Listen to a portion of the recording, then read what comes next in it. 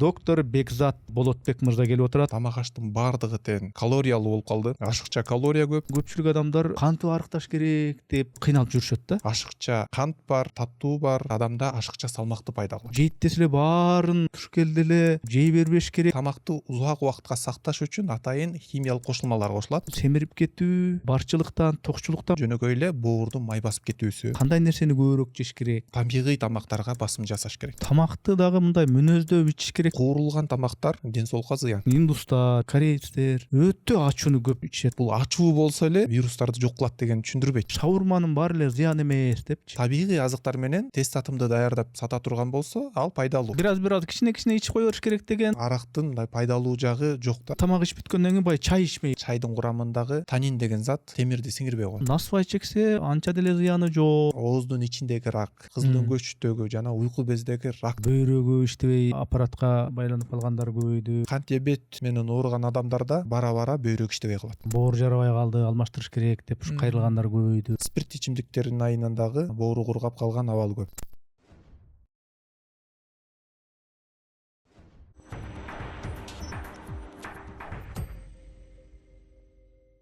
Ассаламу алейкум, арбаңыздар, амансыздарбы урматтуу көрүүчүлөр. Биз кезектеги пикирлешүүбүздү подкастты баштайбыз. Менин аты жөнүм Эрнес Кыяз. Бизде кезекте коногубуз бар.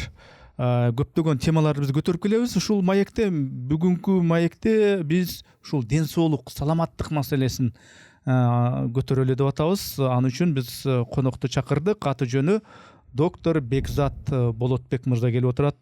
Убакыт бөлүп келип бергениңизге мен ыраазычылык билдирем. Чоң рахмат. Ассаламу алейкум. Алейкум ассалам. Сиздерге дагы рахмат чакырып ушундай мүмкүнчүлүк бергениңиздерге. Мен көрүүчүлөргө маалымдап коеюн. Бекзат Болотбек мырза бул интегративдик врач, анан ортопед, терапевт, нутрициолог, диетолог. Демек, адамдын ден соолугу деген маселеге келгенде, эми ден соолук дегенде эми көп да. Ошо көп тармакта талкуулайбыз деген ойдо турам азыр. Супермаркетке кирсең, кандай гана бөлүмдөр жок, баарында ушу жей турган, анан суусундук иче турган нерселер. Адамдарды карап турсаң, көпчүлүк адамдар семирип кетип, кантты арыкташ керек деп кыйналып жүрүшөт да. Анан бул семирип кетүү аябай барчылыктан, токчулуктан болуп атабы, же бир кайсы бир эрежени карманбагандыктан болуп атабы? Семирип кетүү бул салмак кошуу негизинен сиз айтып өткөндөй бүгүнкү күндөгү тамактануунун же болбосо жалпысынан жашоо шарттын өзгөрүшүнөн келип чыккан бир көйгөй да. Азыркы замандын бир эпидемиясы десек болот. Бул илгерки адамдарда мындай көйгөй көп кезикчи эмес. Илгери балким бир кайсы бир чоңдун же болбосо кайсы бир байдын гана ушундай бир көйгөй боло турган болсо, бул адаттагыдай көрүнүш болуп калды да бүгүнкү күндө. Ар бир эле экинчи адамда ашыкча салмак бар. Жана ар бир эле 5-чи адамда бир ушул ашыкча салмактын негизиндеги ооруларды кезиктирүүгө мүмкүн. Бул ашыкча салмакты көп тараптан кароого болот. Мисалга ала турган болсок, ошол эле жогоруда айтып өткөндөй, бул тамактануунун өзгөчөлүгүнөн. Бүгүнкү күндө илгеркидей тамак жок. Тамак аштын бардыгы тең калориялуу болуп калды. Ашыкча калория көп жана ал жакта тилекке каршы пайдалуу заттар дагы аз кезиктирө турган болуп калдык. Мисал үчүн денеге керектүү болгон көптөгөн витаминдер, пайдалуу буула, ошондой эле минералдар керек болсо, бүгүнкү тамак аштын курамында бул нерселер жокко эсе да.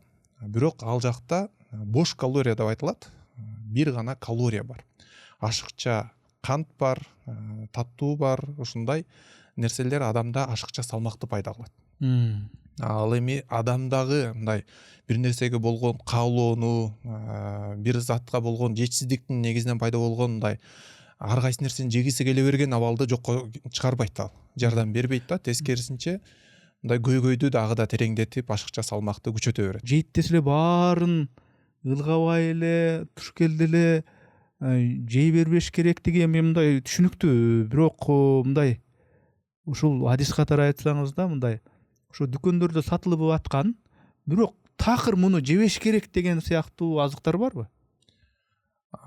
Негизи такыр жебеш керек деп айтпайбыз. Эми ал такыр жебеш керек десе, бул ден соолукка уу деп айтыш керек болуп калат. аз өлчөмдө кайсы бир деңгээлде уруксат берилет да. Бирок эгерде ошол нерсенин үстүндө адам жашай турган болсо, дайыма ал нерсени жеп жашаса жана өлчөмүн көбүрөөк жей турган болсо, ал сөзсүз түрдө адамдын ден соолугуна таасирин берет. Ашыкча салмак пайда кылат, балким оору дагы пайда кылышы мүмкүн. Демек ошондо консерва азыктарын деле бир аздан, газдалган сууларды деле бир аздан, жанагындай ар кандай кирешки дейт, чипсы дейт, аны деле бир аздан ушинтип жеп койсо боло береби? Жана бүгүнкү күндө айтабыз да, бул азык такыр зыян экен, такыр жебеш керек, же болбосо жөнөкөй эле тортту, таттууларды дагы жегенди биз тыябыз да. Ушундай нерсени мындай интернет айдыңынан көп угууга мүмкүн да. Торт жегенге болбойт, кум шекер болбойт, таттуу суусундуктар болбойт дейбиз. Бул эгерде таттуу суусундукту иче турган болсо, таттуу нерсени жеп алса, адамда сөзсүз түрдө оору пайда болот деген түшүндүрбөйт бул. Ооба, кайсы бир убакытта, узак убакытта бир жолу торт жеп койсо, же таттуу суусундук ичип койсо, ал ден соолукта мындай ооруну дароо пайда кылбайт. Жана жогоруда айтып өткөндөй, бул нерсени адам адаттандырып ала турган болсо, жана денеге керектүү болгон башка заттарды жебей турган учурда анда бир көйгөйдү пайда кылат. Ал эми мисалы үчүн сиз жалпысынан сурап атпайсызбы, мындай дүкөнгө киргенде көптөгөн тамак аш бар депчи. Бирок бул тамак аштын баардыгында тең кошулмалар бар. Ушул кошулмаларды эске алуу керек. Ал тамак ашты жеген сайын адамды өзүнө тарта турган да таасири болот. Ал жакта даам чыгаргычтар кошулган, жыт чыгаргыч кошулган, жана ошондой эле тамакты узак убакытка сакташ үчүн атайын химиялык кошулмалар кошулат.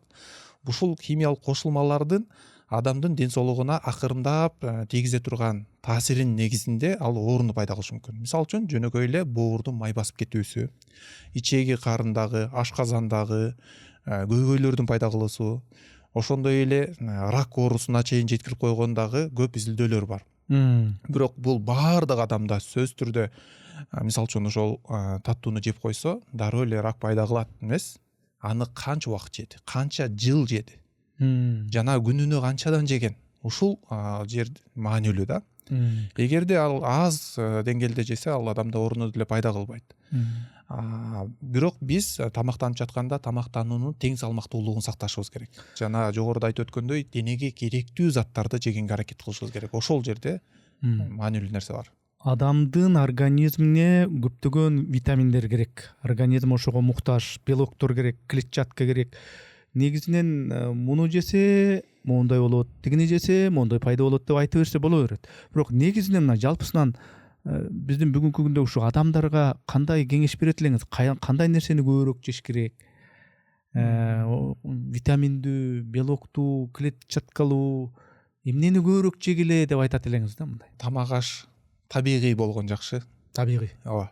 Табигый тамактарга басым жасаш керек. Консерванттар кошулбаган. Эч кандай кошулмасы жок, табигый азыктарга басым жасоо керек болот. Табигый азыктардын ичинен иштетилбеген азыктарга. Мисалы үчүн, ошол эле ун табигый болгону менен ал бүтүн дандан ажыратылган, анын сыртындагы кебеги алынып ташталат. Андан кийин орто чениндеги ак унун алып жейбиз да. Буга караганда сыртындагы кабыгы менен кошулган азыктар пайдалуу болуп эсептелет. Ошондой эле мисалы үчүн балыктын өзүн жеген жакшы, мисалы үчүн алманын өзүн жеген жакшы. Алмадан сыгылган ширени ичкенден көрөк алма пайдалуу болуп эсептелет. Кайсыл азык жаратылышта кандай жаратылган болсо, ошол түрүндө жеген пайдалуу болот да. Мисалы үчүн кээде табигый суусундук деп алмадан же болбосо жемиштерден сыгылган ширелерди сунуштайбыз, бирок ширеге караганда ошол жемиштин өзү пайдалуу. Ар бир азыкты, мисалы үчүн этти деле, этти эч кандай жана колбаса деп айтабыз го биз, колбаса түрүндө эмес, балким бир ышыталган түрүндө эмес, эттин өзүн жеген пайдалуураак болот. Эгерде канчалык бир азык иштетиле турган болсо, кайра куурула турган болсо, же кайсыл бир химикаттар кошула турган болсо, ал зыяндуулугу артып, анын пайдалуулугу төмөндөй берет. Анан эми тамак деп калдык. Бул тамакты дагы мындай мүнөздөп ичиш керекпи? Мисалы үчүн тамак десе, кандай тамактардын түрүн сунуштайсыз? Мисалы, кайнатылганы болот, куурулганы болот, чокко какталганы болот, анан бууга бышканы болот. Ушундайлардын кайсынысы жакшы? Бул изилдөөлөр тарабынан байкалган, тастыкталган нерсеге таяна турган болсок, куурулган тамактар ден соолукка зыян. Себеби тамакты кууруу учурунда ал жактагы заттардын баардыгы өзгөрөт. Ал жакта химиялык таасири дагы зыяндуу жакка өзгөрүп кетет. Ошондой эле ракка алып келе турган канцерогендер пайдалуу боло баштайт. Жана мисалы үчүн майлар же болбосо белоктордун баардыгы гликация болуп бүт кычкылданып өзгөрүп кетет да. Ал эми мисалы үчүн кайнатылган тамак же бууга бышкан тамак же болбосо жөн гана мешке салып, духовка деп айтабыз, мешке салып бышыра турган болсок, ушул азыктарды жеген сунушталат. Эң алгачкы орунда бул кайнатуу, бууга бышыруу, андан мешке салып бышыруу. Ал эми чокко кактоо же болбосо отко кактоо жана кууруп бышыруу бул сунушталбай турган тамактардын катарында. Эгерде адам жегиси келсе, аны кайсы бир деңгээлде аз жегенге аракет кылыш керек. Басымдуу бөлүктү жанагындай кайнатылган, бууга бышырылган тамактарга басым жасаш керек. Мисалы үчүн 80-ге 20% кылса болот да. 80% пайдалуу түрдө бышырылса, анан кээде балким ошондой куурулган тамактарды да жесе болот. Бирок куурулуунун дагы кандай майга куурулду, кандай абалда жасалды, ошолорун дагы караган жакшы. Анан жаз алдын жанагы самал пайда болот, тоолордо эле самал, келгиле, кымыз деп. Анан форель дегендер жайнап кетти. Ошондо баягы балык азыктары менен сүт азыктарын кошо ичсе, бул өтө бир катуу бир ооруларды пайда кылат деген бул мифпи же чындыгы барбы? Бул илгери мисалы жанагындай элдик дарыгерлер тарабынан, кайсы бир адамдар тарабынан айтылып калган гана сөз. Бирок изилдөө медицина тарабынан бул тастыкталган эмес. Бирок ошол сөздүн эмнеден келип чыгып калгандыгын балким карай турган болсок, ал көбүнчө сүт азыктары жана балык тез бузула турган азыктарга кирет. Сүттү дагы мындай туура сактабаса тез бузулуп кетет. Балык дагы ошондой тез бузулат.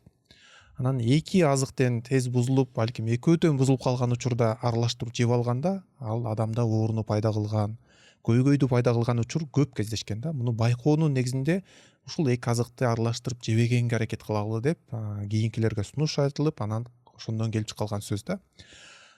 Негизи сүт менен балыкты аралаштырып жесе, мындай денеде өз алдынча бир ооруну пайда кылбайт. Ал эми жогоруда айтып өттүңүз го, сиз бүгүнкү күндө ашкананын түрү көбөйдү деп самалды айтып калдыңыз, Эми бул жактан самалга дагы токтоло кетсек болот. Мисалы үчүн самалды деле кээ бир адамдар ойлошу мүмкүн да, бул баардык нерсеге дары депчи. Ракты аяктырат, циррозду аяктырат, туберкулездон аяктырат деши мүмкүн. Бирок бул нерселер тастыкталган эмес, андай таасири байкалган эмес. Жана самалды дагы көзөмөлсүз иче бере турган болсо, туура ичпесе, адамда көйгөйдү пайда кылышы мүмкүн. Мисалы үчүн самалда өзгөчө бээнин сүтүндө лактоза көп да. Лактоза бул адамда ичкенден кийин ичегиде бир көйгөйдү пайда кыла турган абалы да бар. Эгерде адамда лактаза деген фермент жетишсиз болсо, анда ал адамдын ичинде ооруну дагы пайда кылышы мүмкүн. Буга адамдын ар бир адам ар кандай кабыл алат. Ошон үчүн кээ бир адам барат дагы ичип өтүп кыйналат, а кээ бирөөнө жакшы жеңилдеп калат. Самалга караганда балким кымыз пайдалуураак болушу мүмкүн. Мисалы үчүн кымызда ал ачытылат дагы ферментацияланат. Ферментацияланганда жанагы лактоза азайып калат. Ферментацияланган азыктар дагы адамдын ден соолугуна пайда алып келиши мүмкүн. Жана самалды көп учурда мындай самал менен кошо адамга бир кайсы бир жугуштуу оорулар да жугуп калышы мүмкүн. Мисалы үчүн бул кимдерге сунушталбайт? Жана боор алмашылган, же болбосо кош бойлууларга, улгайган адамдарга, иммунитети төмөн адамдарга, ушундай бир кооптуу адамдарга, кооптуу катмарларга бул самалды көзөмөлсүз, дарыгердин уруксаты жок ичкен сунушталбайт. Анан тамакка сөзсүз түрдө жанагындай кызыл калемпирдин түр-түрүн, же болбосо жанагындай лаза кошуп ичкен, же болбосо жанагындай мурч, кара мурч кошуп ичкен ушундай адамдар бар да. Же болбосо бир улуттар бар, мисалы үчүн индустар, корейцтер өтө ачууну көп ичет да. Анан эмнеге десе, бул ичтеги организмдер жана микробдорду өлтүрөт, ошон үчүн ошондой болот дейт. Анан дагы бир пикир бар, бул ачуу ичсе ашказанды талкалайт, азыраак ичиш керек деген дагы пикирлер бар. Ушу экөөнүн кайсынысы туура ошондо? Ачуу калемпир өзгөчө жанагындай жин шайтандарды кубалайт дегенге чейин айтышат да. Бизде сарымсакты дагы айтышы мүмкүн, бирок бул ачуу болсо эле микроорганизмдерди, вирустарды жок кылат деген түшүндүрбөйт.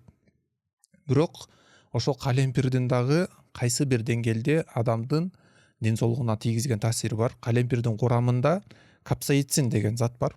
Ушул капсаицин заты ачуу даамды пайда кылат. Мындай күйгүзгөн эмени пайда кылат да. Бул адамда мисалы үчүн оозунун ичинде жана мындай ичеги жолдорунда жайгашкан дене тапты өлчөй турган жана оору сезимин байкай турган атайын рецепторлор бар. Ошол рецепторлорго таасир берет да, калжакта мындай күйүп аткандай сезим пайда кылат да. Ачуу капсаицин таасир берет. Ушул капсаицин кайсы бир деңгээлде зат алмашууну жакшыртат, кайсы бир деңгээлде жүрөк кан тамыр системасына пайдалуу жактары да бар, жана иммунитетке таасири бар. Кайсы бир деңгээлде денедеги метаболизмди жакшыртуу абалдары тастыкталган да. Бирок ал мындай бир эле калемпирди пайдаланып койсо арыктап кетет, же болбосо иммунитет көтөрүлүп кетет, же жүрөк кан тамырдагы оорулардын баары айыгып кетет деген түшүндүрбөйт. Ал мисалы үчүн кайсы бир ооруларга же болбосо жашоодогу тамак аштын курамына колдонуп жашоо пайдалануу мисалы үчүн пайданы алып келиши мүмкүн. Бирок аны карап көрүш керек. Ар бир адамда өзгөчө болот. Кээ бир адам ошол ачууну көтөрө алышы мүмкүн, кээ бир адамга ал ашыкча болуп калышы мүмкүн. Ал ичегини, ашказанды мисалы өтө ташы бар болсо козгошу мүмкүн. Уйку бези ооруса аны күчөтүп коюшу мүмкүн. Ашказанда суюктуктун бөлүнүп чыгуусун күчөтүшү мүмкүн, зарнаны пайда кылышы мүмкүн.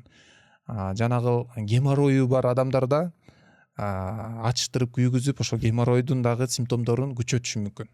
Түзмө түз геморройго алып келбейт, ашказанда ооруну пайда кылбайт, бирок ошол оорунун симптомдорун күчөтүп койгон таасири бар да. Бирок такыр эле жебе деп айтканда болбойт. Анын туура өлчөмүндө пайдаланса, мындай табитти ачканга пайдалуу, тамактын сиңирүүсүнө жакшы жардам бере алат. Ушундай бир таасирлери бар. Анан кыргыз деген мал жандуу да, баягы мал койго жакын дегендей. Кыргыз илгери тоодо жүргөндө ушундай жеп эле ден соолугу чың болуп эле жапжакшынакай болуп эле жүргөн, этти көбүрөөк жеш керек, таза этти. Анан ошондой жана сүт азыктарын, ошону кеңеш берет белеңиз же? Этти дагы жешибиз керек, ошондой эле майлуу болгон азыктарды, сүт азыктарын жегендин ден соолукта орду бар. Эми бул жерге кантип түшүндүрсөк, мисалы саламаттык сактоо уюмунун көрсөтмөсү бар да. Адам тамактанып жатканда табакты мындай 4кө бөлүп карайт да. 3кө бөлүп караса болот. Жарымы жашылча болуш керек. Тең жарымы. 4төн 1 пайдалуу белокту камтыган азыктар болуш керек. Ага эмне кирет? Эт кирет, ошол эле быштак кирет, жумуртка кирет, буурчак кирет, жана башка азыктарды, белокту камтыган азыктар жесе болот. Ал эми дагы 4төн 1 бул көмүр суулар. Ага арпа, сулуу, гречка деп айтабыз, же болбосо жашылчалар, жана буурчак өңдөгөн азыктардын баардыгы, нан, ушундай нерселерди кошуп жеш керек да. Карай турган нерсе ошол нан жеп атканда ак нандыга басым жасабаш керек. Балким кебеги менен же экинчи, үчүнчү сорттогу ундан жасалган нанды кошуп жеген жакшы. Сулуу менен атайын каша деп баз го. Сулууну бышырып алсак болот, же болбосо гречканы же чечевицаны, буурчакты бышырып алсак болот. Буягына эт кошулуш керек жана май дагы кошулуш керек. Майга зайтун майынан кошулган тамак же болбосо сары май же ушундай бир нерселердин ар бирөөнүн өлчөмү сакталыш керек да. Мен мындай өңүттө берип атам да бул суроону. Айтканыңыз туура, адис катары. баарын өзүнүн өлчөмү бар, өзүнүн пайдасы бар дегендейчи. Бирок кыргыздар баягы этке жакын да. Этке жакын ушу айрыкча могу нарынга, таласка ушу жака барганда ошо этти көбүрөөк жейт да, анан этке жакын. Анан ошо эмне жанагы сары май, сүт ошогочу. Анан мен бир досум тамашалап айтып калат да. Ай, кыргыз эмне үчүн жана чөп жанагындай алма жанагы ошогондорунда ушун салат малаттарын жебейт. Антип жанагы мал кой ошо чөп жейт. Чөп эң пайдалуу, чөптүн эң пайдалуусун жейт. Анан кыргыздын ал чөптү, салатты жеп отурбай эле ошол чөп жеген малды жеп атпайбы дейт да, мындай тамашалап. Баардыгынын чен өлчөмү керек. Мисалы пайдалуу нерсени жегенде дагы анын чен өлчөмүн сактабасак, ал дагы зыян берет. Баардык нерсенин чен өлчөмү керек. Бир нерсени жебей койсок да болбойт. Мисалы ошол чөптү дагы жеш керек. Кыргыз такыр чөп жеген эмес деген нерсеге далил жок.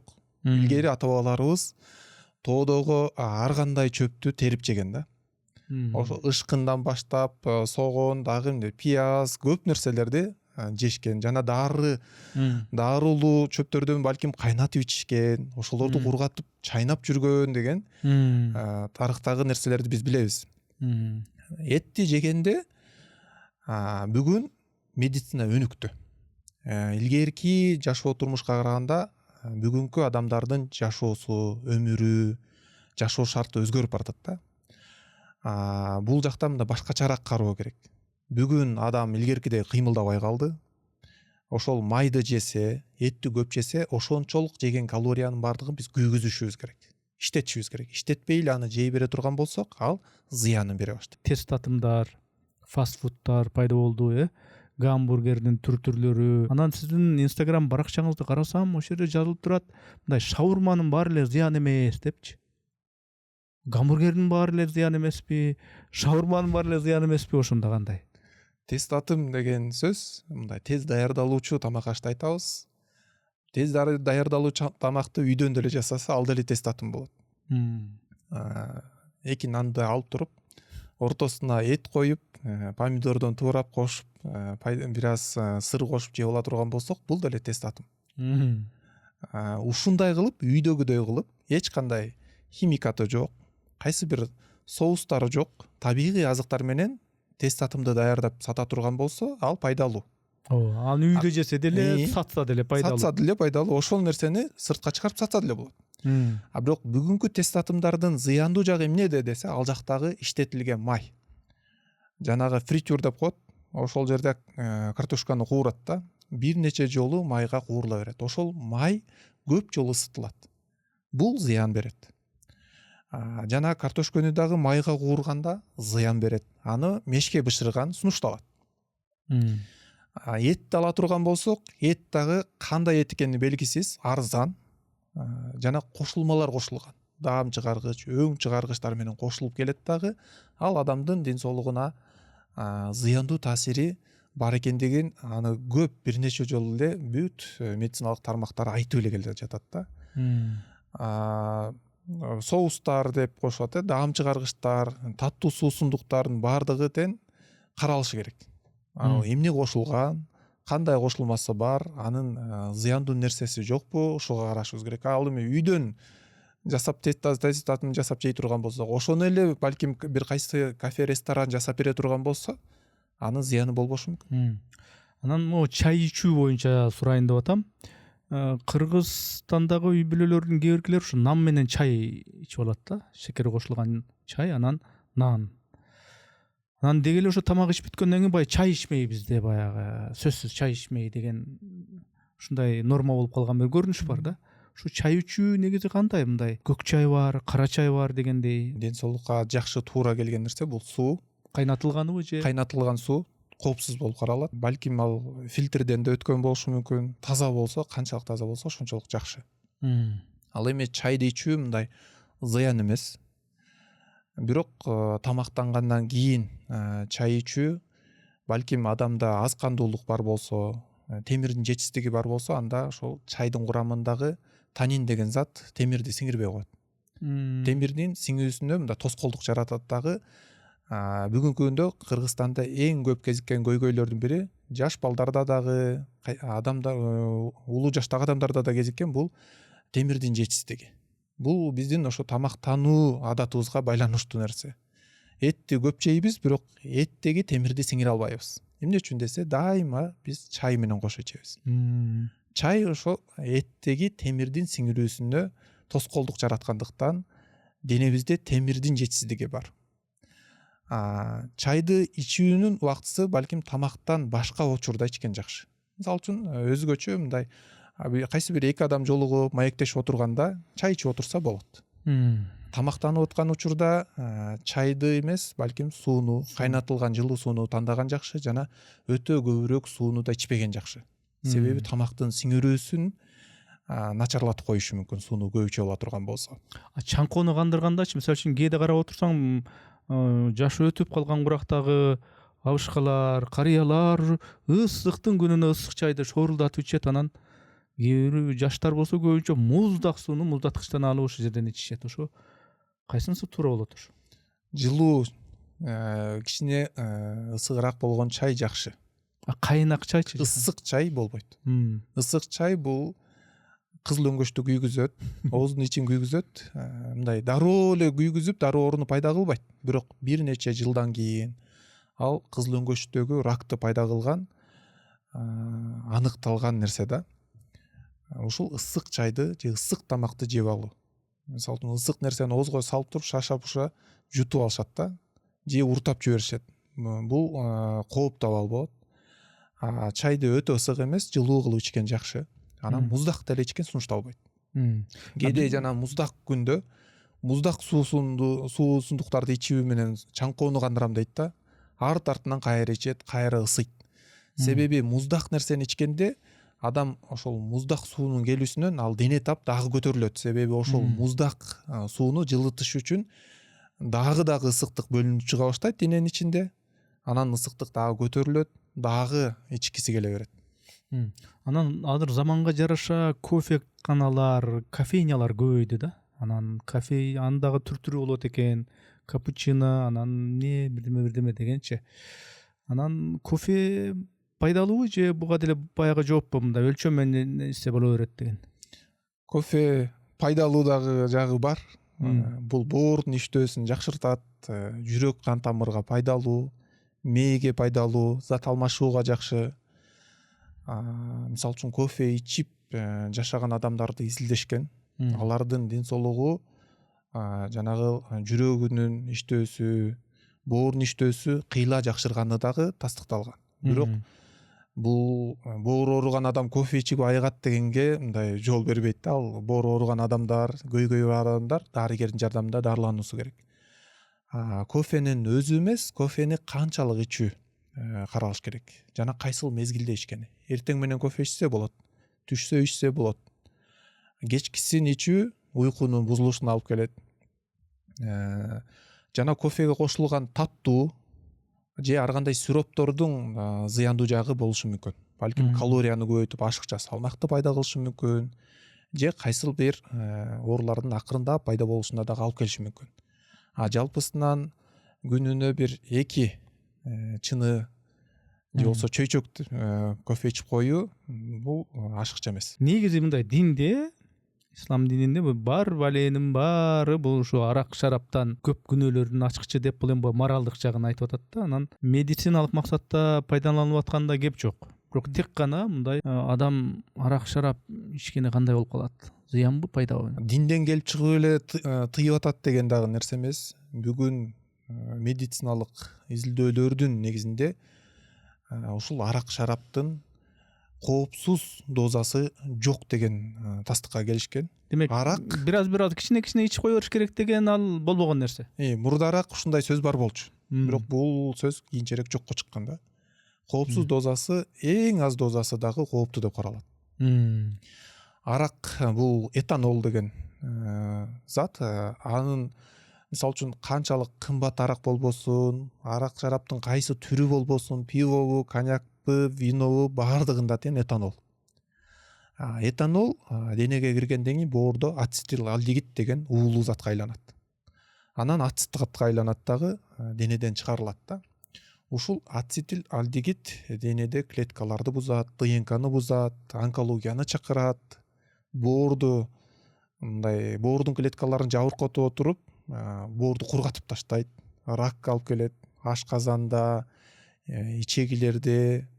Айтор мындай айтып отурса, арактын мындай пайдалуу жагы жок да. Анын зыяны өтө көп. Кээ бир адам балким кан суюлтат, жана башка деген дагы нерселерди айтат да, бирок алардын баардыгы тең мындай куру сөздөр десек болот. Эми тамеки боюнча сурайын деп атам. Эми тамеки эми бул зыян эми түшүнүктүү. Анан бирок тамекиге караганда мына насвай чексе анча деле зыяны жок. Өпкөнү ыштабайт, насвай чегип жүрсө боло берет деп акыл айткан кишилерди дагы мен көрүп калып атам. Бул канчалык деңгээлде туура? Тамеки менен насвайдын ичиндеги активдүү зат бул никотин. Насвайда тамекиге караганда акиташ, май, гүл ушундай нерселер менен кошулуп, анан никотин. Бул никотинге болгон көз карандылыкты тамеки кандай пайда кылса, насвай ошондой эле пайда кылат. Анын таасири денеге киргенден кийин, канга өткөндөн кийин ал бир нече секундтан кийин мээге барат дагы, ал жактагы дофаминдин бөлүнүп чыгуусун шарттайт. Дофамин бул адамдын денесиндеги мындай сыйлык гормону деп айтылат да. Бир нерсеге жеткенде өзүнө мындай рахат алып келе турган гормон. Ошол дофаминди кууп, дайыма анын аркасынан ошол нерсени кылгысы келе берет адам. Кыска убакытта рахат алат дагы, кайра ошол рахат жоголгондо кайра чегет, кайра кылат. Насвай деле ушундай ата берет. Насвайдын зыяны тамеки менен бирдей эле. Экөөнүндө тең активдүү зат ошол никотин жана ооздун ичинде акиташ жана гүл, анын ичиндеги толтура химиялык заттардын баардыгынын таасиринде ооздун ичиндеги рак, кызыл өңгөчтөгү жана уйку бездеги ракты пайда кылаары тастыкталган да. Бул эми бир-эки жолу атып койгондо эле дароо рак пайда болгон жок, же болбосо кайсы бир адамда бир канча жыл атыптыр пайда болбойт дегени менен, мындай жалпысынан канча миңдеген адамды текшере турган болсок, тамеки чекпеген же болбосо насвай атпаган адамдардын ден соолугуна караганда, мисалы 100 адамды алып текшересек, 100 адамдын канчасында рак пайда болот. Же болбосо канчасында жанагы оорулардын пайда болушу, гормоналдык өзгөрүүлөр, импотенция деп коет, эркектик жактан алсыздык, тукумсуздук өңдөнгөн көптөгөн көйгөйлөрдү алып келет.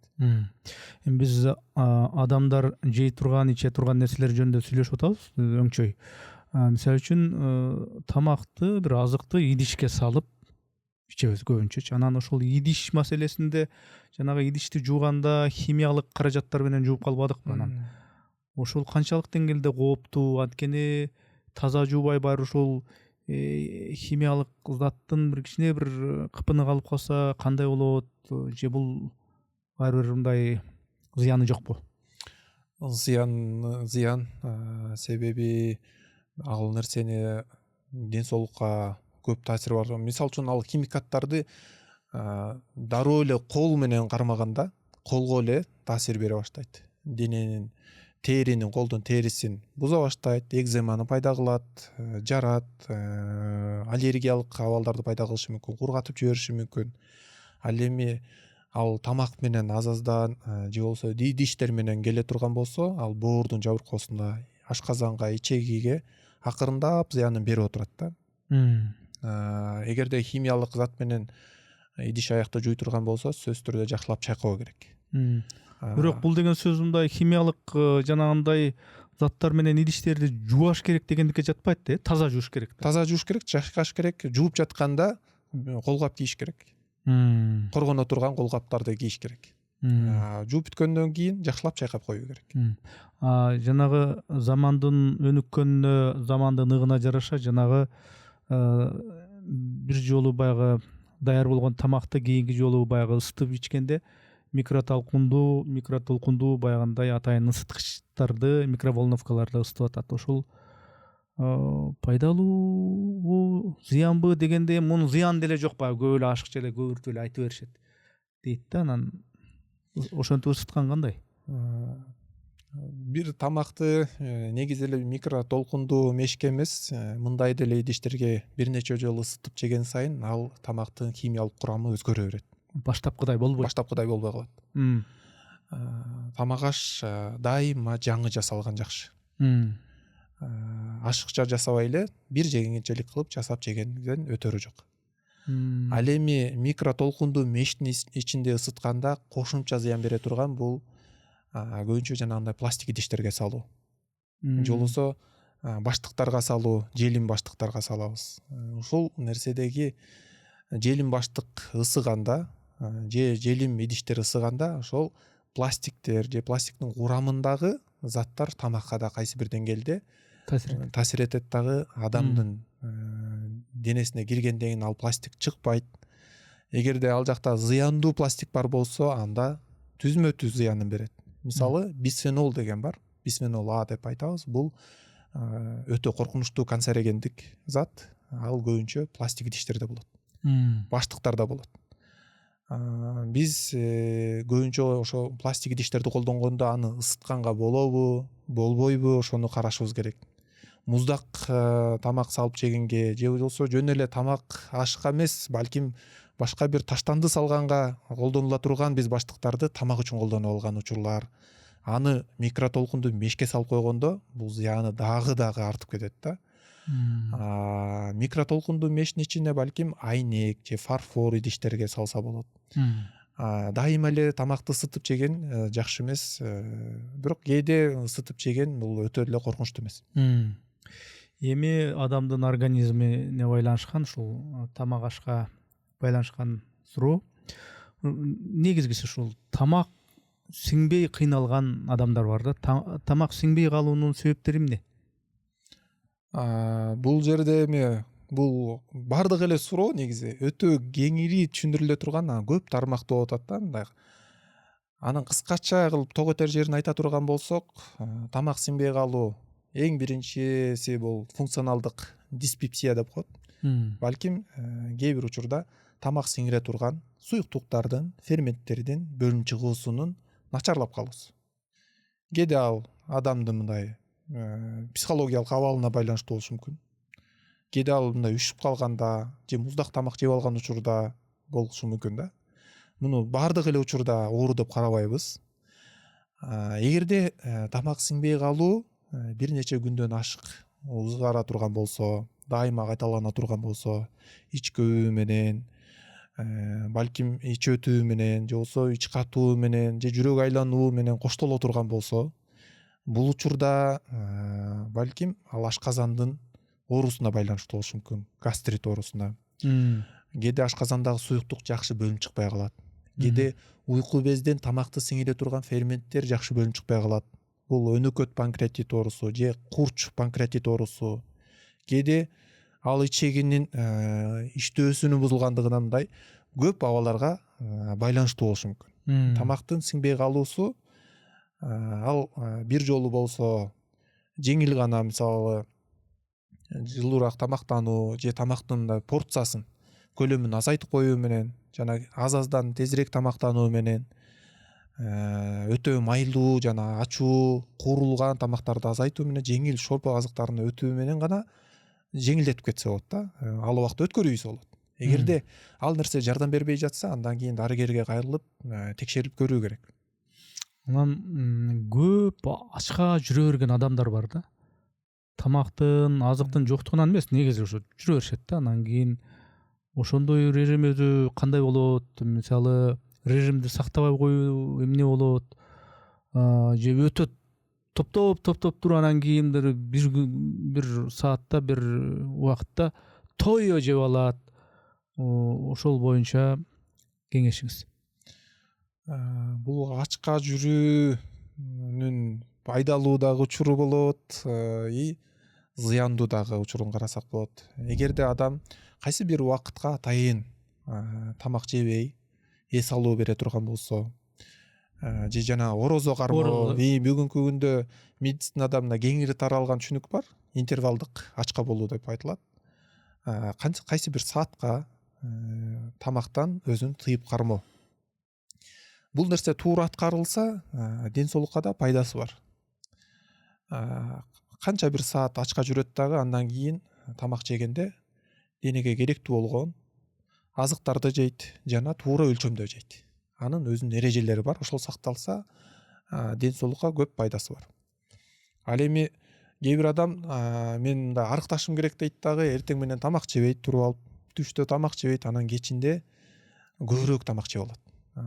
Жана ал жака таттууну, куурулган, майлуу, калориялуу тамакты бир күндүк нормадан дагы ашыра жеп алат да. Бул тилекке каршы биринчиден тамак сиңирүү органдарына ашыкча жүктү пайда кылат. Экинчиден күнү бою ачка жүрүү мындай стрессти пайда кылат денеде. Ал мындай адамда мындай булундай ачкачылыкта агы болуп калышы мүмкүн дейт дагы, стресс абалга түшүп туруп, тамак келген учурда ашыкча калорияны дене дагы өзүнө топтой баштайт. Бул дагы салмактын кошуусун алып келет. Негизи туура тамактанганга аракет кылыш керек. Тескерисинче эртең мененки тамакты сөзсүз түрдө жеш керек, түшкү тамакты жеш керек, ал эми кечки тамакты азайткан жакшы. Анан могу интернетте карасак диеталар пайда болду да. Ар кандай диеталар, кето диета дейт, моно диета дейт, анан сиз айткандай интервалдык ачка жүрүү, анан же болбосо бир дарыны, бир капсуланы кошо ич, тамакка кошуп ич, сууга кошуп ич деген сыяктуу ушундай диеталар пайда болду да. Анан негизи ошол диеталардын ар бири өзүнчө пайдалуубу же диетанын конкреттүү бир түрү гана пайдалуубу?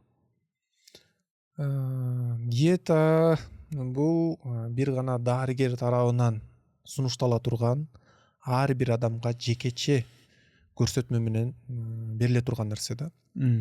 Себеби адамдын ден соолугу ар бир адамдыкы ар башка. Оорусу башка, жашоо турмушу башка, жаш курагы, жынысы, жашоо шарты башка да. Бардыгына эле интернеттеги сунушталган диеталарды бүт адам бирдей аткара бериши бул кооптуу. Кайсы бир адамда өттүн агуусун бузат, өттө таш пайда кылып коюшу мүмкүн. Тилекке каршы кээ бир адамда ашыкча салмакты токтотушу мүмкүн. Кээ бир адамда витаминдердин жетишсиздиги же болбосо мындай денедеги булчуңдардын жоголуп кетүүсүнө чейин алып келиши мүмкүн. Негизи интернеттеги сунушталган диетаны аткарбаган жакшы. Адистин оозунан, доктордун адистен атайын өзүнүн мындай ден соолугундагы абалга жараша ал көрсөтмө менен берилиши керек. Негизи диета деген түшүнүк бул медицинада бар нерсе. Бул мындай мүнөздөп тамактануу десек болот. Ар бир ооруга кошумча мындай оорудан айыгып кетиш үчүн жардам берген тамактануунун бир түрү десек болот да. Эмне үчүн адамдар гастрит, панкреатит болушат? Гастрит бул ашказандын сезгенүүсү. Панкреатит бул ашказандын ылый жагында жайгашкан уйку бездин сезгенүүсү. Гастрит оорусу негизги себептердин бири бул жугуштуу болгон Helicobacter pylori'нин ашказандагы клеткалардын сезгентип ал жакта ооруну пайда кылуусунан келип чыгат. Мындан сырткары ал балким химиялык заттардын негизинде пайда болушу мүмкүн, же болбосо өттүн ашказанды көздөй кайра артка агып келүүсүнөн пайда болушу мүмкүн, же туура эмес тамактануудан пайда болушу мүмкүн. Эгерде адам ашказанды оорута турган тамак ашты жей берсе, же тамактануу адаты туура эмес болсо, тамакты жакшы чайнап жебесе, тамактануунун маалын сактабаса, ашыкча жей турган болсо, мында ашказанды оорутат. Анан көпчүлүк учурда жанагыл айтып өткөн Helicobacter pylori деген бактерияны жугузуп алган учурда пайда болот. Бул адамдан адамга жугат. Шилекей аркылуу, идиш аяк аркылуу, кол кармашуу аркылуу жуга турган бактерия болуп эсептелет. Экинчи оору жана уйку безди айтпадыңызбы? Бул панкреатит бул ашказандын ылый жагында тамак сиңирүү үчүн керек болгон ферменттерди бөлүп чыгара турган орган. Ошол органдын сезгенүүсү бул панкреатит оорусу деп айтылат. Анан дагы бир маселе бар. Кээ бир адамдар менен сүйлөшүп атсаң, мындай оозунан аябай жагымсыз жыт чыгат, же лифтке кирип калсаң, өзүнчө мындай башкача жыт чыгат да. Ошол ооздогу жагымсыз жыт эмнеден? Бул ошол ашказанданбы, же тиштенби, же ар жагынан тубаса ушундайлар да болобу? Ооздогу жагымсыз жыттын көп себеби бар. алгачкысы бул ооздун гигиенасы, ооздун ичиндеги тамактын калдыктары эгер калкала турган болсо, ооздун ичи таза жуулуп тазаланбаса тамактан кийин, анда ал тамактын калдыгы кайсы бир убакыттан кийин ачый баштайт дагы, жагымсыз жыт пайда болот. Кийинки себеби бул тиштеги кариес оорусу. Тиштин чирип жаткан негизинен же ошол тиштин сөөк менен бириккен жеринде ириңдөө же болбосо ошол бүлөнүн ичиндеги сезгенүү ооруларынан пародонтит деп коет. Ушул оорулардан ооздун ичинен жагымсыз жыт пайда болот. Кээде ал өпкөдөн бери келип чыгышы мүмкүн. Өпкөнүн ичинде өпкө түтүкчөлөрүнүн ичинде капталында балким мындай чөнтөкчөлөр пайда болот. Ал жакта ириң пайда болуп калат да, ал жактан да тынымсыз жагымсыз жыт пайда болот. Кээде мурундун ичиндеги көңдөйчөлөрдөн гайморит деп айтабыз биз. Ошол гайморит оорусунан да жагымсыз жыт келет. Ашказан ооруганда, жана жогоруда айтып өтпөдүк, гастрит оорусунда да. Ооздун ичиндеги жагымсыз жыттын дагы бир себептери бул бөйрөк оорусу. Эгер адамдын бөйрөгү жакшы иштебесе, денеде уулуу заттар топтоло баштайт дагы, ал өпкө аркылуу чыга баштайт. Абага чыгат дагы, анан адам сүйлөгөндө, дем алганда бөлүнүп чыгышы мүмкүн. Боор оорусу себеп болушу мүмкүн. Кант диабет оорусу, ушундай себептери көп. Анын баардыгын эле бир тишке, кариеске мындай байланыштыра албайбыз да. Себеби көп. Буну эгерде бир адамда жагымсыз жыт чыга турган болсо, аны дарыгерге келип, текшерилип, туура себебин аныктоо аркылуу бул абалдан кутулса болот. Анан кээ бир адамдардын ичи ката берет да. Мал менен. Такай көп катат. Ичи катуу эмнеден улам? Ич катуу тамактан. Бул тамактан, ичегидеги ферменттердин өттүн агып чыгуусу, ичегинин кыймылынын бузулушу, адамдын жашоо образынан болушу мүмкүн. Стресстен дагы болушу мүмкүн. Стресстен дагы ич ката берет. Стресс болгондо дагы ич катышы мүмкүн. Себеби бул ичегинин кыймылы бул нерв менен болот да. Нервтен ошол ичегинин бетиндеги булчуңдар иштеп, кыймылдап, ичегинин ичиндеги тамактын калдыктары жылып отуруп сыртка чыгат. Жадырап, жайынап, позитивдүү жүрүш керек экен, колдон келсе. Анан кыймылдоо дагы керек. Эгерде адам баспай жата бере турган болсо, өзгөчө жана төшөктө жатып калган оорулууларда бул сөзсүз кезиге турган абал. Адам аз кыймылдай турган болсо дагы, мындай оорусу жок, бирок аз кыймылдаса да ич катышы мүмкүн. Же ажатканага баруунун туура эмес мындай калыптануусунан. Кээ бир адамда ажатканага баргысы келген учурда дагы өзүн кармап жүрө берет. Эртең менен тамактангандан кийин ажатканага баргысы келет, бирок барбай коет. Ошол убактын өткөрүп жиберет. Бул учурда жана жоон ичеги келгенде, көтөнчү учурга жакындап келип калган заңдан суусу кайра сорулуп канга кирип кетет дагы, ал заң катып туруп калат. Анын аркасынан топтоло берет, жана жанагы атайын сыртка чыгарып ийин деп даярдалып келген абал жок болуп кетет да. Кээде ал тамактануудан, адам уун азыктарынан, таттууларды көп жей турган болсо, бул учурда да ич катышы мүмкүн. Жашылча жемишти аз жеген учурда дагы ич катышы мүмкүн. Же болбосо суун аз ичкенде катышы мүмкүн. Мындай кээде ал ооруларга да байланышы болушу мүмкүн. Боор жарабай калды, алмаштырыш керек деп кайрылгандар көбөйдү. Анан кийин жанагы бөйрөгү иштебей аппаратка байланып калгандар көбөйдү. Эми кээ бир ооруларды алып карасак, илгери деле бар болчу. Бирок азыркы күндө медицинанын өсүп өнүгүүсү менен мындай изилдөөлөрдүн же болбосо бейтаптардын ооруканага көбүрөөк кайрылып калуусунан мындай көбөйгөндөй сезилиши мүмкүн да. Жана бирок сиз айтып калбадыңызбы, бөйрөктүн алмашуусу же бөйрөктүн иштебей калуусу депчи. Бул көпчүлүк учурда бул кант диабет оорусуна байланыштуу да. Кант диабет менен ооруган адамдарда бара-бара бөйрөк иштебей калат. Бөйрөк иштен чыгат. Бирок бул оору, кант диабет оорусу бүгүнкү күндө өткөн заманга караганда өтө көбөйгөн оору. Бул тамак ашка байланыштуу? Тамак ашка, адамдын кыймылына, адамдын жашоосуна байланыштуу болгон оору болуп калды да. Экинчи типтеги кант диабет оорусу. Баары бир биринчиси бул тамак аш ичип алгандан кийин кыймыл, өзүнүн психикалык акыбалы, эмоционалдык, тиги буга кыжалат болот, ачуу бакырат, андай мындай ошонун баары бири-бирине тыгыз байланышкан экен да. Бул кант диабет оорусу мисалы үчүн адам көп стресс боло бере турган болсо, аз кыймылдаса, тамакты туура эмес жесе, жанагындай инсулинди тез көтөрүп жиберген, гликемиялык индекс деп коет, канга тезирээк сиңип өтө турган, кандагы кум шекердин деңгээлин тез көтөрө турган азыктарды жеп жашаганда, балким кечки тамактануу, кечинде мындай жатаарда тое тамактанып жатып алуу, ашыкча калориялуу азыктарды жеп жашоо, аз кыймылдуулукка байланышкан оору да.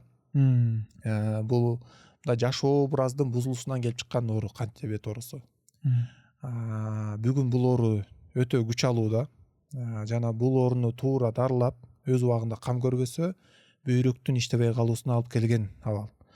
Бүгүнкү бөйрөк иштебей калып диализде жаткандар же бөйрөктү алмаштырам деп жүргөн адамдардын 80-90% ушул кант диабеттен келип чыккан абал. Мындан сырткары боор жөнүндө. Боордун кургап калуусу, цирроз оорусу. Бул жана вирустук гепатиттин жуктуруп алганы.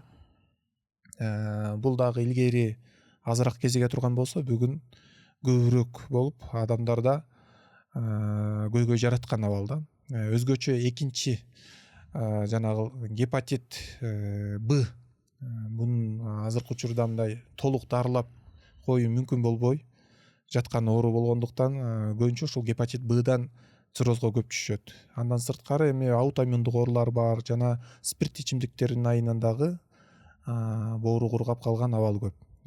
Ушунун айынан жана акча чогулталы, жардам берип койгула деген абал бүгүнкү күндө көп болуп атканы ушундан. Уйку канчалык деңгээлде маанилүү? Чала уйку болгондор бар, ар кандай туш келди уктагандар бар.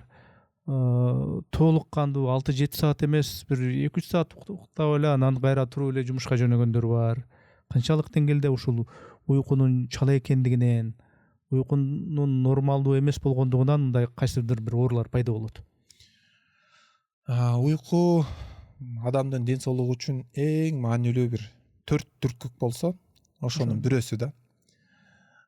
Бул уйку эгерде жетишсиз боло турган болсо, адамдын эң алгачкысы эле мээ клеткалары жабыркай баштайт. Себеби уйку маалында адамдын мээ клеткалары жаңыланат. Мээде топтолуп калган зыяндуу бета-амилоид деген зат бар. Ошол тазаланып чыгарылат. Жана уйку учурунда эс тутум жакшырат, гормоналдык абал өз калыбына келет, денедеги клеткалардын жаңылануусу, иммунитеттин жогорулоосу баардыгы тең уйку маалында болот. Эгерде адам жетиштүү деңгээлде уктабаса, анда бул системанын баардыгында бузулуу жол берет.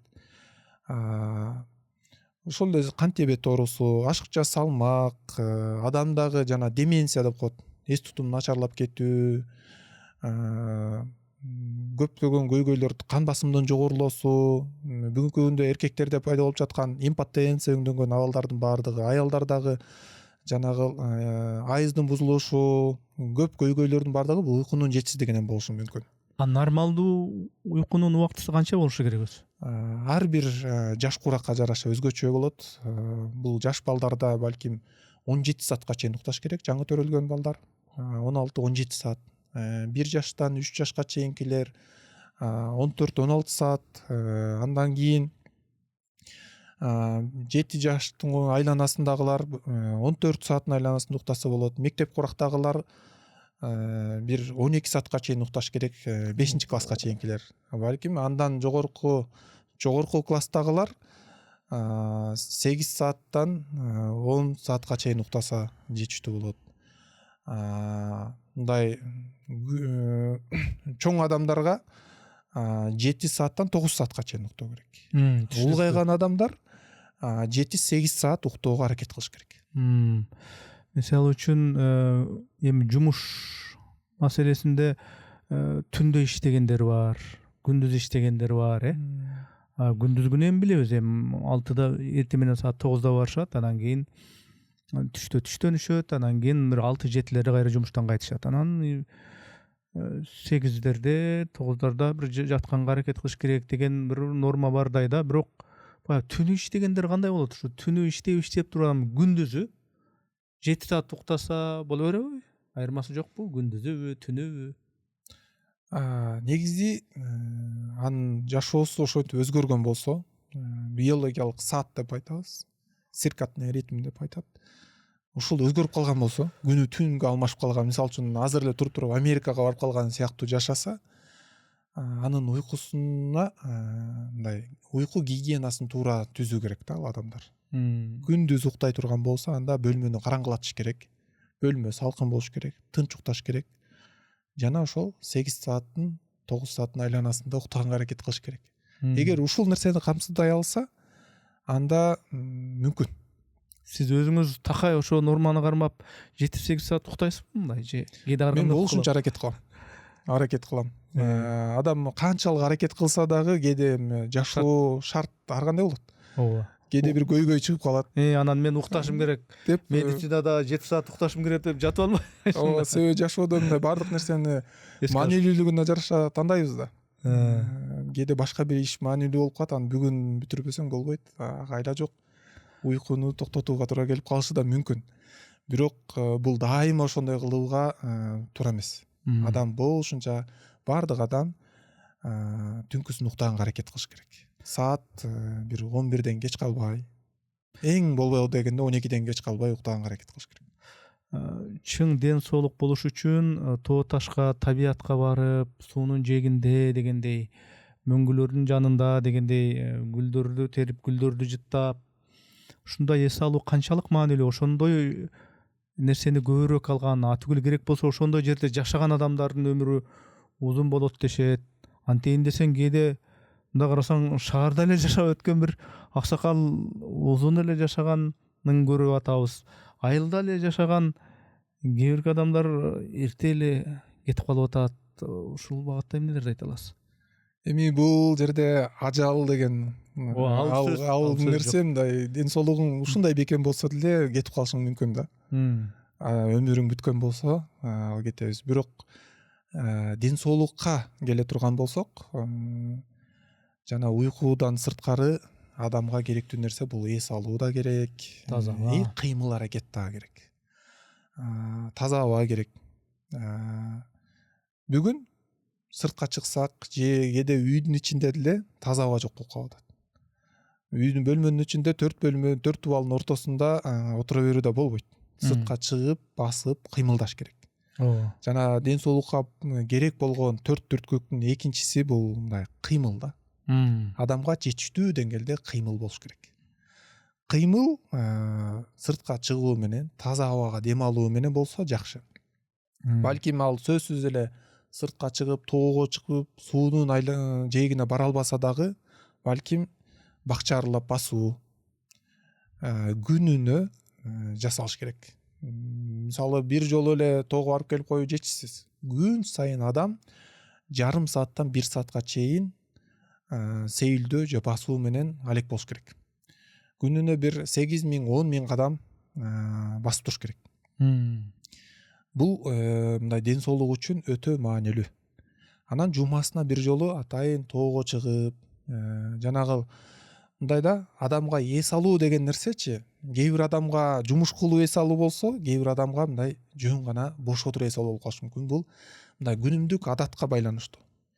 Кээ бир адамдар эртели кеч оор жумуш жасап иштегендер бар да. Ал анын карама каршысын кылыш керек. Жумасына бир жолу бош отуруп, жеңил үй бүлө менен сүйлөшүп отуруу ал адамга эс алууну алып келсе, эртеден кечке күндө отуруп иштеген адамдарга тескерисинче кыймыл аракет маанилүү болот да. Сыртка чыгып, ошо тоого барып, сууну жээктеп басып, үй бүлөсү менен бирге сүйлөшүп отуруу бул адамдагы мындай эс алууну пайда кылат. Ал эс алуу учурунда көп пайдасы бар. Ден соолукка, мээнин иштөөсүнө айтып отурсаң, мындай адам психологиялык жактан да чарчайт да, ошол чарчоону кетирүүгө жардам берет. Анан эми азыр заман өнүгүп, технология өнүгүп, жанагы телефон, планшет, гаджет түр чыгып атат. Анан телефон караган эле адам, мойнун шылкыйтып алып эле телефон караган адам. Бул канчалык деңгээлде? Эми албетте пайдасы бар телефондун, көп пайдалуу маалыматтарды, башка функциялардын көп пайдалуу жактары көп талашсыз. Мынау медициналык жактан бул канчалык деңгээлде силердин статистика боюнча мунун зыяны болуп атат? Көп телефон кармоо учурунда көз кыска аралыкка дайыма мындай фиксация болуп турат да. Бир кыска аралыкты кечке тиктеп отурабыз. Биринчи таасири бул көздөгү булчуңдардын мындай кыска аралыкка фокус кармай турган булчуңдар гипертрофия деп коет. Мындай жооноюп кетет дагы, алысты карай турган булчуңдар алысырап кетет. Ошондуктан телефон карап же болбосо компьютер карап отурган адамдар же жөнөкөй эле китеп окуган адамдар деле алысты карап кайсы бир 20 мүнөт өткөн сайын улам көнүгүү жасап коюу сунушталат.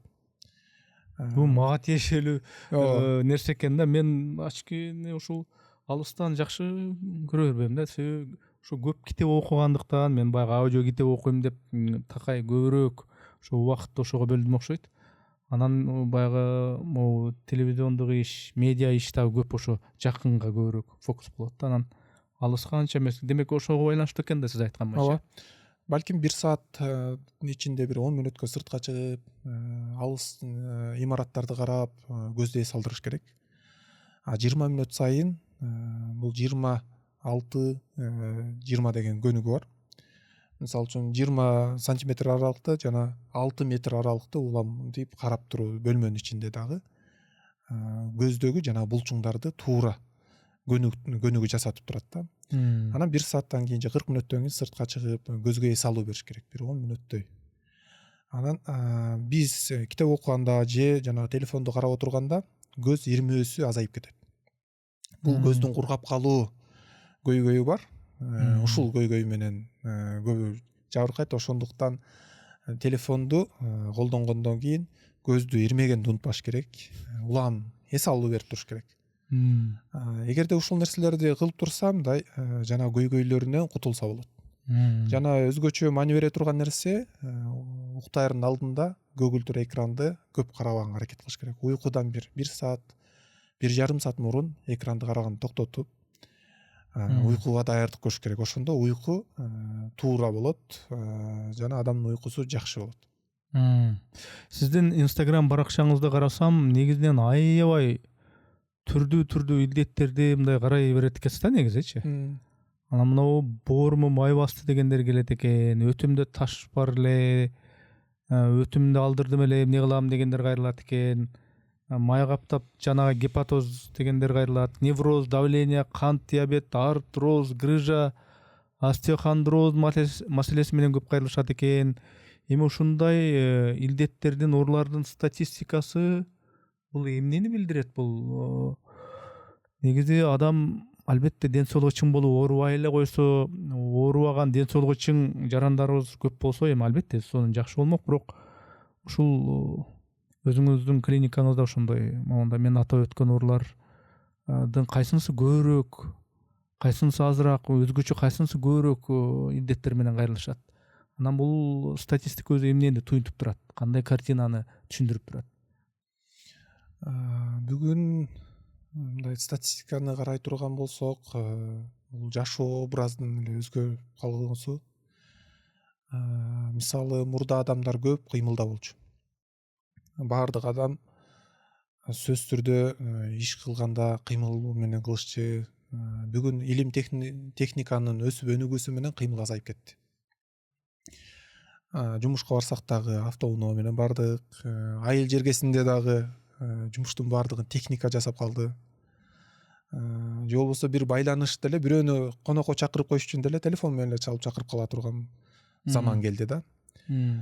Анан мындай оорулардын көпчүлүк мындай бөлүгүнө карай турган болсок, кыймылдын аздыгынан, тамактануунун өзгөчөлүгүнөн, же болбосо жанагы неврозду айтып калбадыңызбы?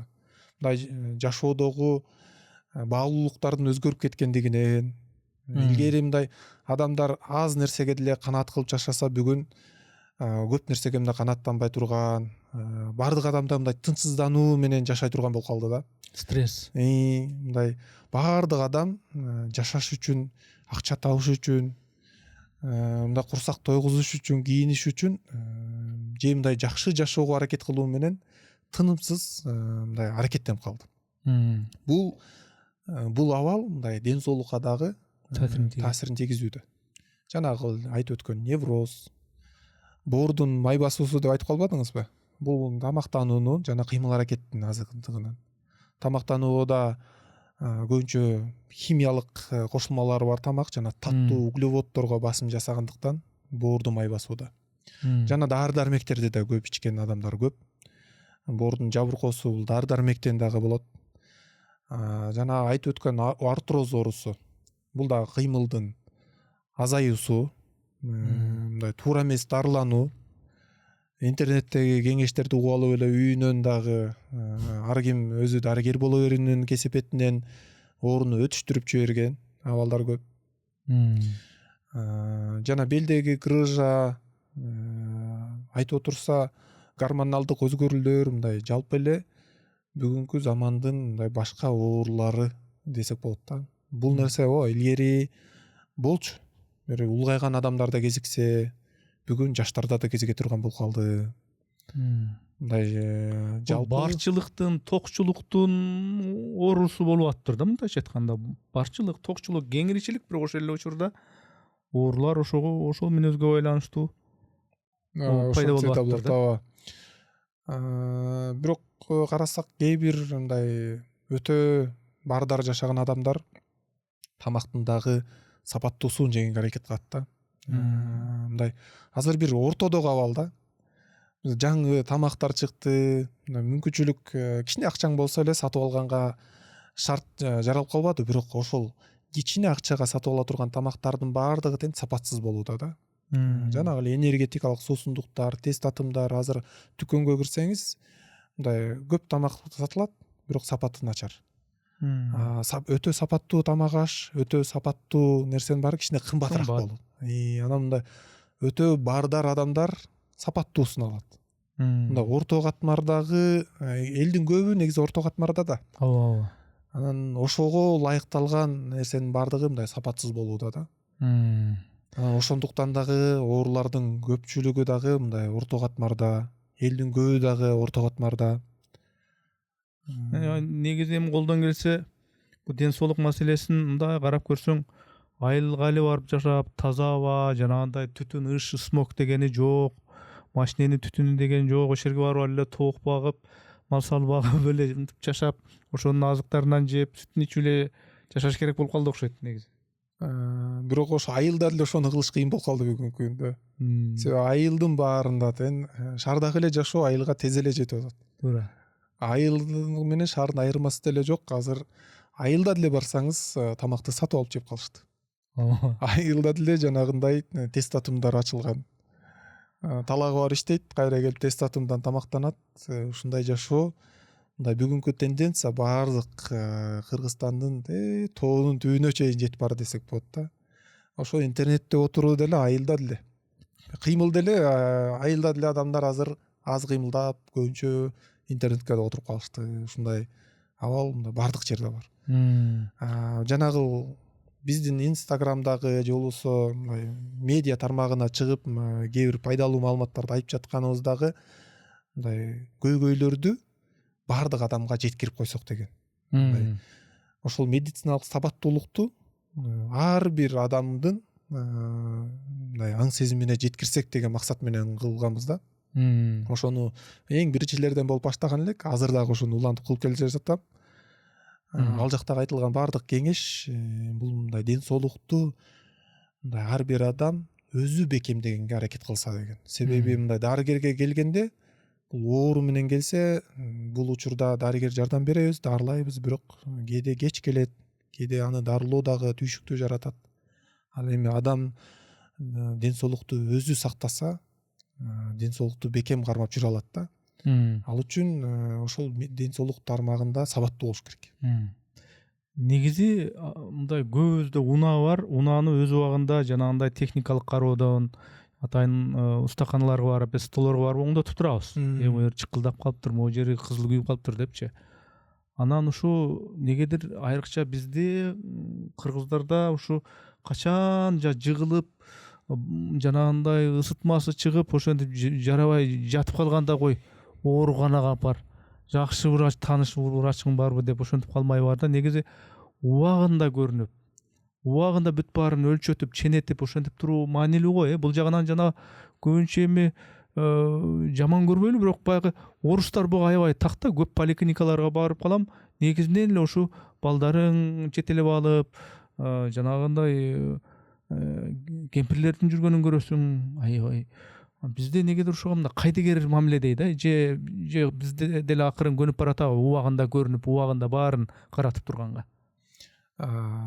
Бүгүнкү муунду карай турган болсок, ошол нерсеге маани бергендер көбөйүп калды. Себеби интернет мындай элдин аң сезимин көтөргөнгө да жардам берип атат да. Интернетте мисалы үчүн бир маселе болсо биримдикке да чакырат. Мурда байланыш аз, көп маалымат жетпей келсе адамга, бүгүн бардык маалымат тез, жеткиликтүү бар да.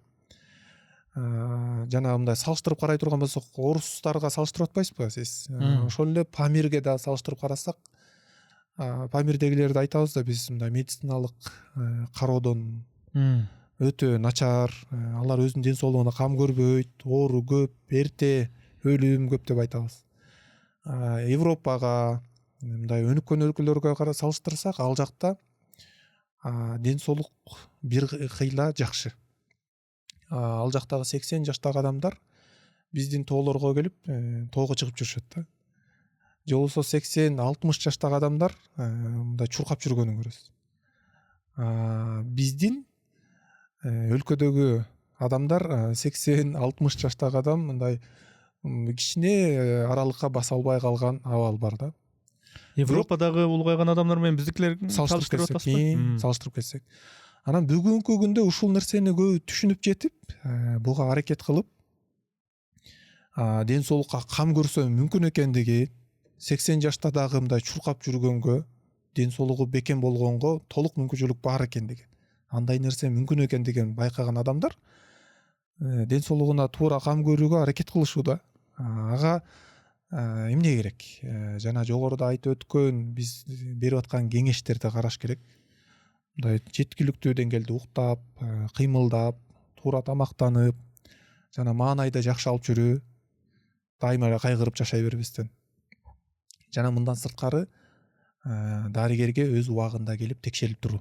Ооруларды ооруп калгандан кийин барып текшерилип дарыланбастан, оорунун алдын алыш үчүн текшерип туруу керек. Жылына бир жолу же 6 айда бир жолу текшерилсе да болот, бул өтө жакшы учур да.